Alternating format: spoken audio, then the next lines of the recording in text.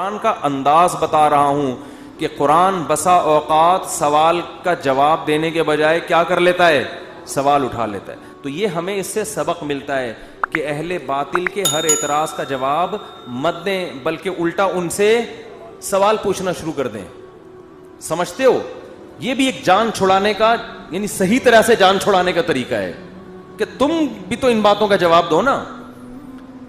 جیسے موسیٰ علیہ السلام سے فرعون نے یہ کہا کہ الم نربک فینا ولیدا ولبثت فینا من عمرک سنین. اے موسیٰ، آج تو میرے سامنے مجھے نصیحت کر رہا ہے، مجھے غلط کہہ رہا ہے، تو میں نے تجھ پر احسان کیے کہ بچپن سے تجھے اپنے محل میں پالا، تو میرے ان احسانات کا جواب چاہیے. تو موسیٰ علیہ السلام نے بجائے جواب دینے کے الٹا فرعون سے سوال کر لیا ہے بھائی. تلک نعمت تمنها علی ان عبدت بنی اسرائیل. اے فرعون، یہ نعمت بھی تو ہے کہ تو نے صدیوں سے میری قوم کو غلام بنایا ہوا ہے اور ان کے مردوں کو قتل کر رہا ہے، میری قوم کی عورتوں کو زندہ رکھتا ہے اور مردوں کو کیا کرتا ہے؟ قتل. تو ذرا بیلنس کر کے دیکھ لے. ٹھیک ہے نا؟ بہت مشکل ہے بات سمجھانا. تو کیا کر لے؟ پلس مائنس کر لے. یہ ایک احسان اگر مان لیں اس کو احسان ہے کہ میں تیرے محل میں پلا بڑا ہوں، تو یہ جو میرے ساتھ میری قوم کے ساتھ ظلم ہو رہا ہے، یہ بھی تو میری ذمہ داری ہے کہ میں اس کے خلاف آواز اٹھاؤں.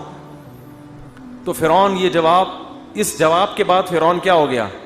مزید کوئی احسان نہیں گنایا کہ تو نے اس دن میرے ہاں کھانا بھی کھایا تھا، اس دن ٹھنڈا پانی بھی پیا تھا، اس دن یہ بھی ہوا تھا، اس دن تو بیمار تھا تو میں نے تیرا علاج بھی کرا. فرعون نے کہا ایسی دلیل پیش کر دی ہے کہ بھائی سینکڑوں انسانوں کے قتل کے مقابلے میں یہ کیا اس کی حیثیت ہے؟